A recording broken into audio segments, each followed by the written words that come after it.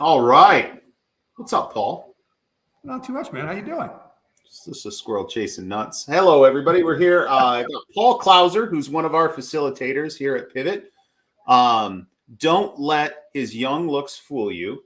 He's actually very old, and he's been in the business for quite a long time. Paul, why don't you tell us a little bit about yourself?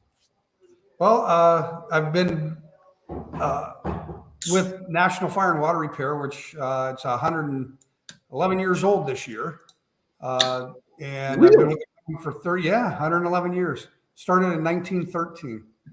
Is that Uh, older than Ford Motor Company? yeah, at one time we had an infographic and it showed how we were older than like Coca-Cola. Well, not Coca-Cola, but I forget. There was some kind of like IBM and that, that we were. It was That's kind of a fun little infographic, but yeah. So I've been doing it the last 33 years and owned it the last I think 15. So it's I've been around the block a few times with it. And of course we're just all restoration. We do nothing but insurance work at this point, but it's been a lot of fun and I've enjoyed it. It allowed me to meet John and do all kinds of fun things. So it's been a real fun ride. That's good. Why? And I Why? appreciate you calling me old, by the way. Come on, we got to have fun. It's you and me, man. Absolutely. Absolutely. Why'd you stick with property restoration? I always say none of us were in the sandbox at 9 years old smashing fire trucks together going, I want to clean up poop out of basements. We all end up here through Right. some weird story. What's yours and why do you stay here?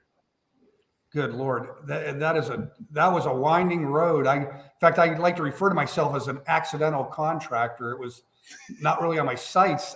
No lie. I mean, I have a degree in electrical engineering and I had left this company and needed a job at the time. We're in the Youngstown area. And so the jobs are a little harder to come by and started working for National Fire and, with the intentions of maybe I'd be there a few years and move on and get back into the engineering work and got divorced. I ended up taking custody of my kids who just turned 5 and 7. And, now I've got to stay here because I've got family here and I need the help. And so the plans of moving to a bigger city with, to do the engineering work kind of went out the window. And I mean, I enjoyed it. It wasn't the first thing on my list, but it certainly, helped. I'm very grateful for what it's provided me from a life standpoint. So, but yeah, I'm an accidental contractor. That's fun, man. Thanks for sharing. Absolutely. So, for those of you who don't know, Paul is leading our next 3 deep dives, our internal control deep dives. You just wrapped one up, right? Yeah. We just did a disciplinary procedure one. So tell me a little bit about disciplinary procedures as a process, right? Because here at Pivot, we're always focused on the processes. What do you mean when you say disciplinary procedures? You talking about hitting people's with a ruler? What is it? I don't think we're allowed to do that anymore in as much as we would like to sometimes. But it actually was something that was geared around my own company in that, despite all the training in the world, you end up with, or what we thought was you always ended up with 2 different kinds of supervisors, those that wanted to crack knuckles with rulers and those that were afraid to do anything.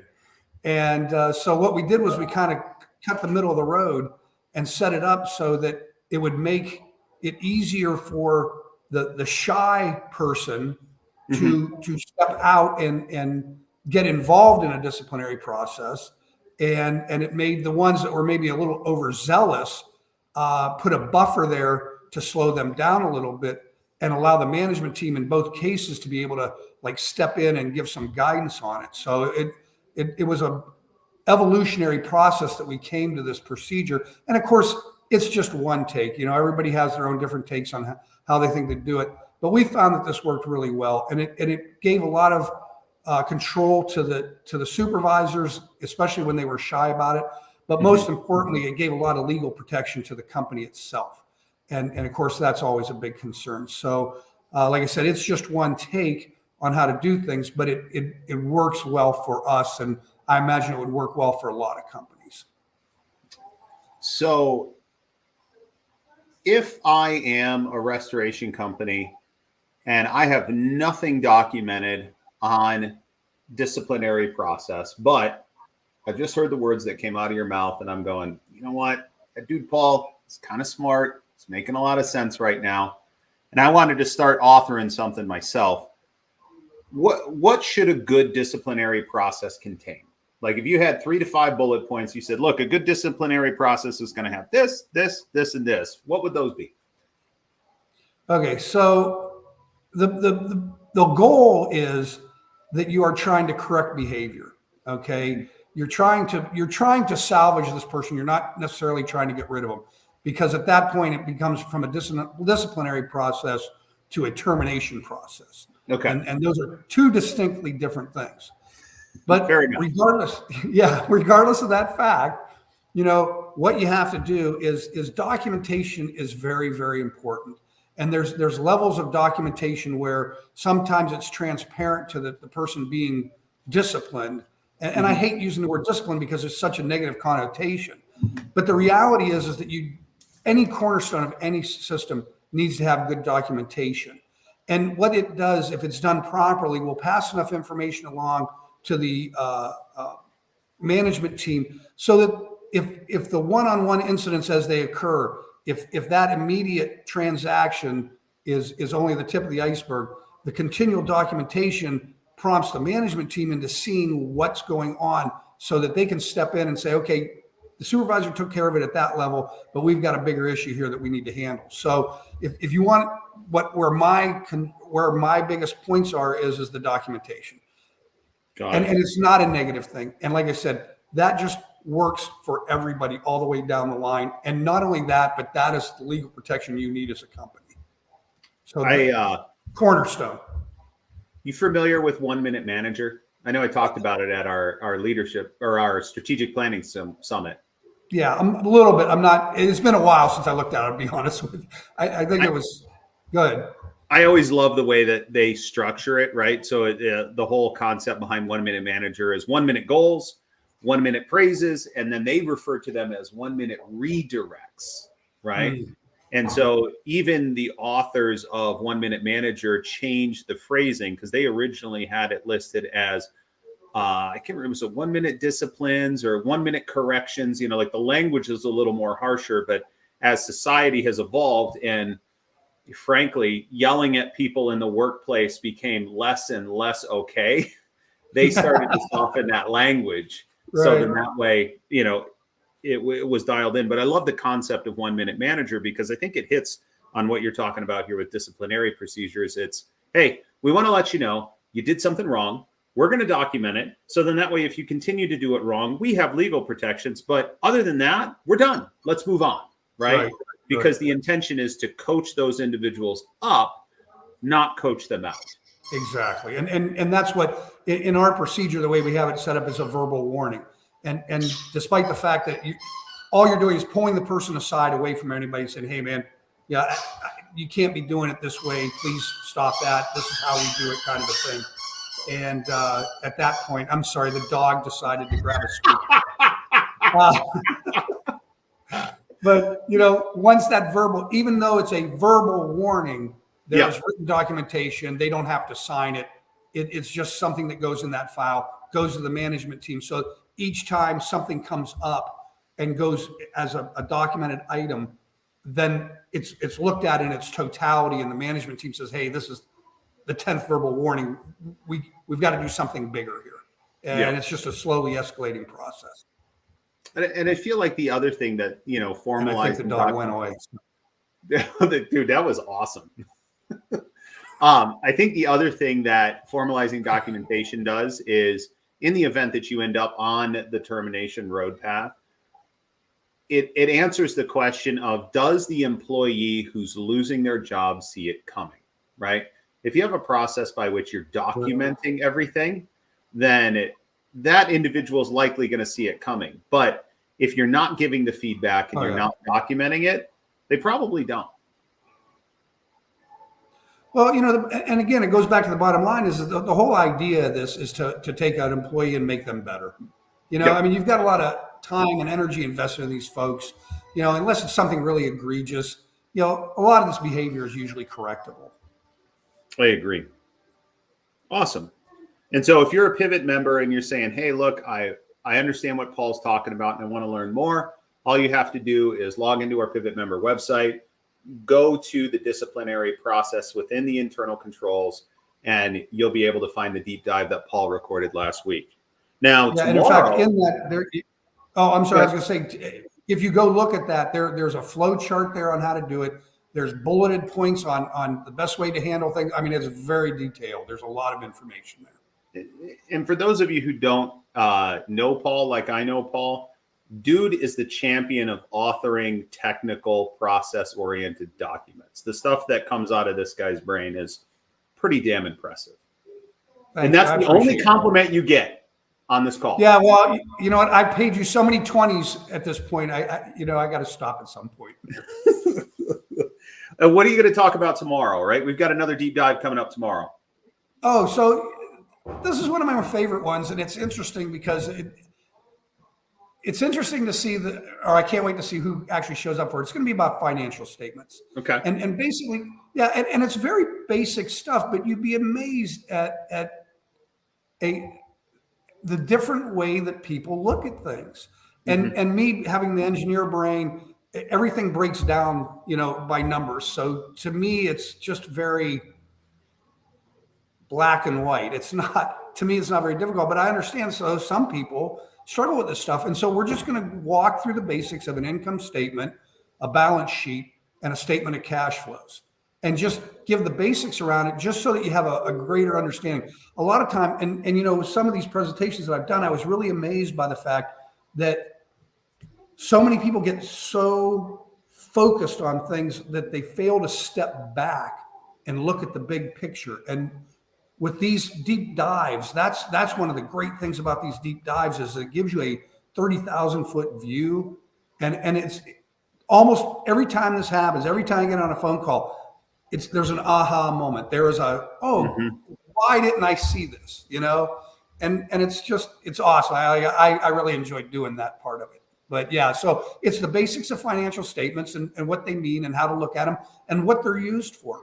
Because the statement of cash flows, people really don't understand what that is all about. Well, you just kind of laid it up. Now I'm going to ask, Paul, what is the statement of cash flows really all about? It's money in and money out, baby. That's all it is. And it's broken down. You have to normalize it if you want to look at it, but essentially it just shows whether you can pay your bills or not. So, and there's 3 different activities that go on there, and I don't want to go into all the details of it, but essentially you pull out 2 of the other activities and you just look at what kind of bills do we have that we're paying and how much cash do we have coming in to pay those bills. And it's a very simple thing. Wow. And it's an easy thing to develop. It is so easy. I had a meeting with a prospective client today, and I was going through our Pivot member website, kind of just showing them all the content that we have, because we have a ton of content on that website. And I opened up the internal controls, and this is a pretty sophisticated restoration company. And so, of course, I'm trying to impress them with our service offerings. And I go into the deep dives, and I'm like, yeah, we do all these deep dives. And the next one we have coming up is on financial statements, which you guys probably know all about. And the laughter that came out from the other end, I had to chuckle because they were like, you would think that wouldn't impress us, but I guarantee you we would show up and learn something in a review of financial statements. And I feel like that's true, with all of the, the deep dive calls that we do and all of the systems work that we do, is even if it's something you feel like well, right? Chances are you're going to show up and you're going to learn something that's going to make your business better. And that's what I love about deep dive calls. And that's the one thing. Like my company, we do about $5 million a year in sales volume, and so I have learned every aspect of it, every phase of it.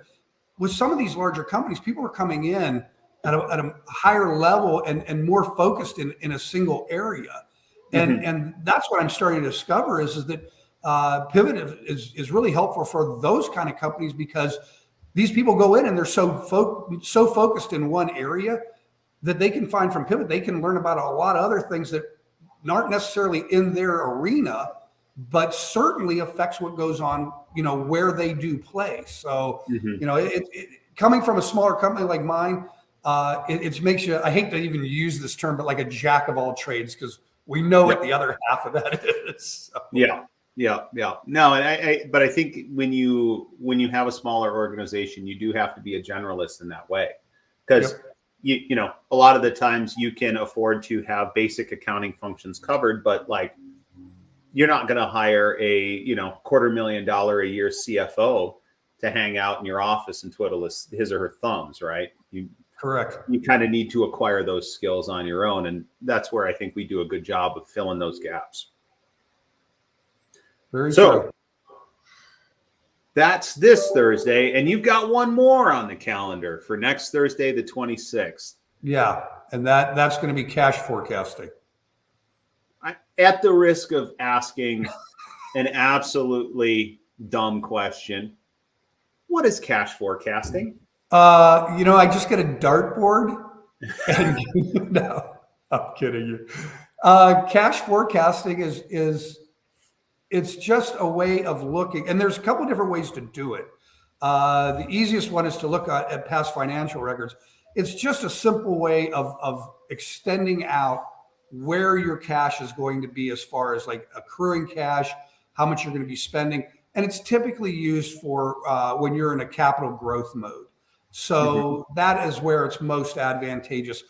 Cash forecasting tends not to be a huge issue for most companies, but anybody who's aggressively into growth is absolute necessity. So it's really all it is that it's an extension of the statement of cash flows is really what it comes down to.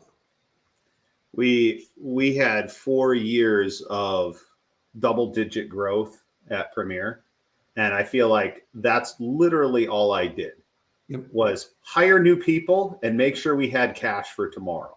Correct. It's crazy. But it is interesting because I talk with a lot of owners who are, smaller, transitioning out of that owner operator phase. And a lot of them are still running off the cash that's in the account without any visibility of what's coming in the door tomorrow. Right. And so I think that this is a great topic of conversation for everybody to talk about, especially when they're considering that growth that's going to happen. Dad! Hi, baby. I have my own pet. You have 10 minutes to be done. Okay. I will be done in 10 minutes. Okay. Sound good? Hi. A half hour. Okay. All right. Can you let me and Uncle Paul finish up? Fine. All right.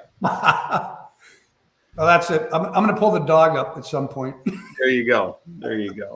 She's right behind you. I know she is. Honey, can you head back upstairs, please? I don't want. I know. So cold in You here. big meanie.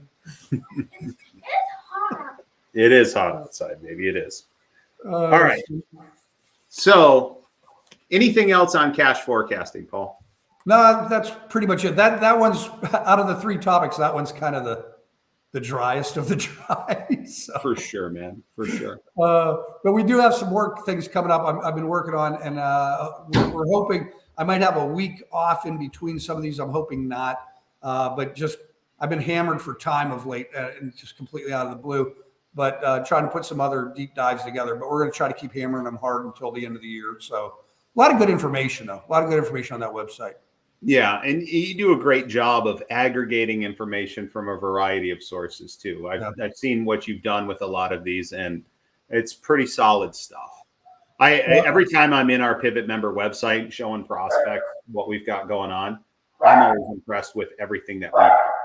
Yeah. There's a lot of information there, and it's being added to every day. So in fact, we're going through, and right now I'm doing some work with my own company on modifying the 6-step sales process and some other things that, just we've been doing for years and found natural evolutions too. And, that's really the strength of Pivot is that you've got so many people working together in the same manner with the same tools. It's amazing what ends up getting built that, we started out with, a Model T, and right now I'd say we're somewhere between a Corvette and a Lamborghini at this point. So, Wow. Yeah. Well, I mean, it's just, there's a lot of evolution that happens in this group, and it's a lot of, I hate to use catchwords, but there is a ton of synergy here. There really is. Yeah. No, I as much as I want to poke fun at your use of the word synergy, I'm going to not lean into that and agree with you because. Well, thank God you didn't call me what's the derogatory term now is boomer. A boomer. Like, okay, boomer. The fact that like the simple fact of how you phrase that, what's it called now? A boomer means you're a boomer, man. What do you kids say? You know, the one thing I like about getting older now is that I can actually, as I get into my old ages, now I can say back in '06, we used to. All right. And then I want to close on this because it wouldn't be alive with Paul without some sort of joke or limerick because you are the king of jokes. So I'm going to put you on the spot and I'm going to give you the opportunity in the stage to tell us one of those infamous Paul Klauser jokes.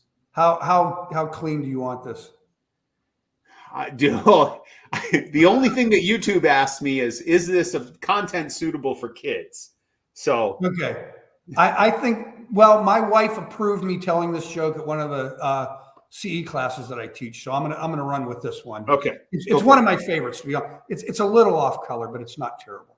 Okay. And for purposes of the joke, and I don't know why, the kid in this is Italian for whatever reason. So. An Italian from Youngstown. Got it. Yeah. Oh, you know, I know that's a stretch. So this 8-year-old Italian boy goes to the zoo with his mom, and they're walking around. They come up to the elephants, and he says, Mama, what's that a big thing hanging from the elephant? She says, oh, that's at a trunk, son. He says, no, Mama, further back.